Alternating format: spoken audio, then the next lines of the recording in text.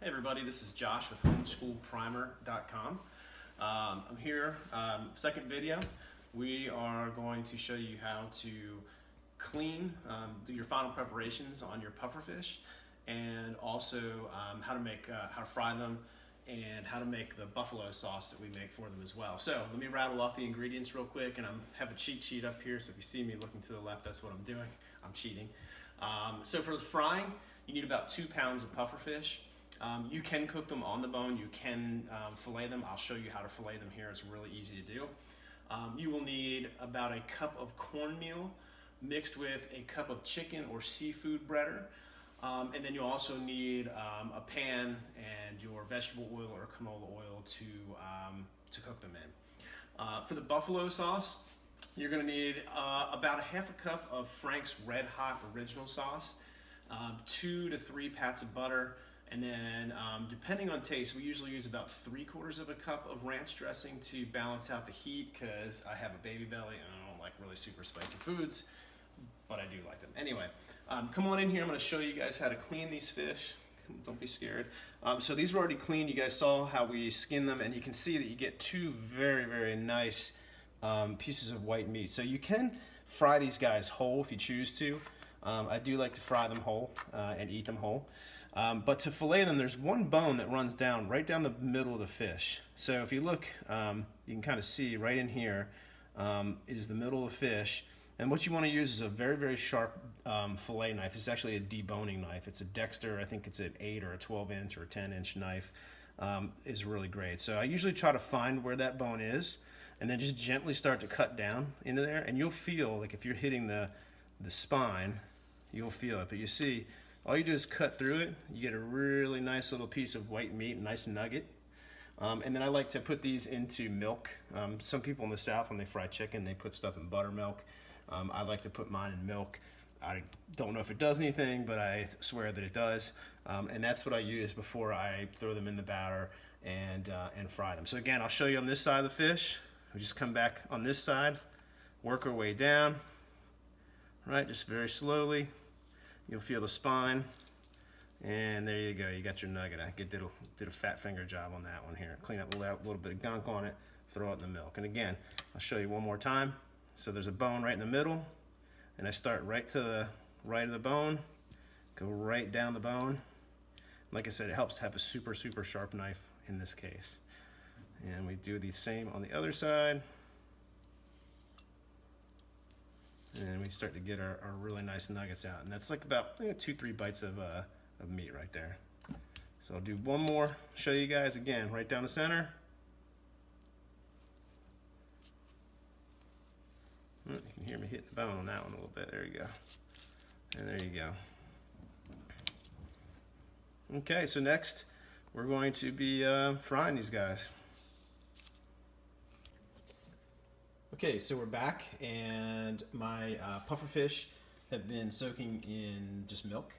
I have my mixture of cornmeal, and we use chicken breader because we like chicken breader. It's a little saltier than seafood breader, but when we mix it with the cornmeal, it cuts it very nicely and gives it a nice golden brown when we fry it. So I got my oil going here. It's just heating up. Usually I cook about medium high. What we do usually is take a little bit of water on our fingers, flick it in there. When you hear it start to pop, it's ready to go. So right here next to this we have our buffalo sauce. We mix ours a little on the light side. You can see that it's kind of orangey colored. It's really good. So we use about maybe half cup, 1/4 cup of Frank's hot sauce. And then we mix it with about a half cup or 3/4 of a cup of ranch dressing and 2 pats of butter, just to give it a little bit of soft, let it stick to the fish. Okay, folks, I got my oil heated up here. I actually fried up a batch so that I could show you guys what they look like before they finish, so we don't have to wait for like 5 minutes for the pufferfish to cook. So I got my oil pretty good here, pretty hot, and I usually wear rubber gloves because I'm like a weirdo. I don't it's easier to clean your hands off if you're using rubber gloves. So what we're going to do is we're going to take a bunch of our puffers, Here's a whole one. If you guys want to see, here's a whole one. Stick them in here. We're gonna stick them in our container. And what I do is pop the lid back on. It's a lot cleaner, a lot easier. Give it a little shake, shake and bake. And pop the lid off. And this is why I wear gloves, because it's a lot easier.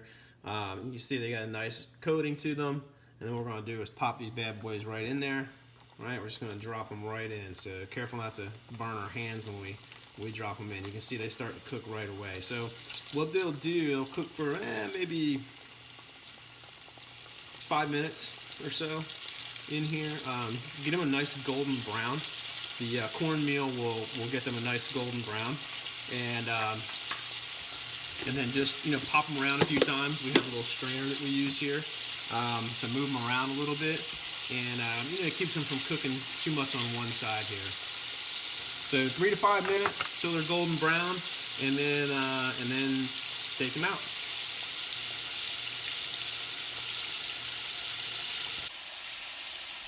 So while these other ones are cooking in the frying pan here, I have some that I've cooked already over here. You can see they're just a beautiful golden brown. And I assure you that when you open these up and taste them, the meat is about as white and flaky as can be. It's absolutely fantastic. So we have our other guys in here frying. You can see there's a little tail sticking out there. Hopefully you can hear me over the sizzle of the frying pan. Okay, so all of our pufferfish is fried up here. Don't mind this, we have a little bit of speckled trout that we have too. But what I do normally is I'll take the pufferfish and I'll use the buffalo sauce, and I will sprinkle it on top very lightly. You can see it looks awesome on the fish. But let me just show you guys. I'm going to break open this piece of fish here that I have in my hand so you guys can get a feel for what it looks like inside. I mean, you can see it's just a very white, delicate, flaky meat. It is just one of the best tasting fish out there. So I'm gonna chow on this piece here. So I'm gonna sign off and say it's time to eat dinner, and the kids are gonna destroy this pufferfish because they absolutely love it.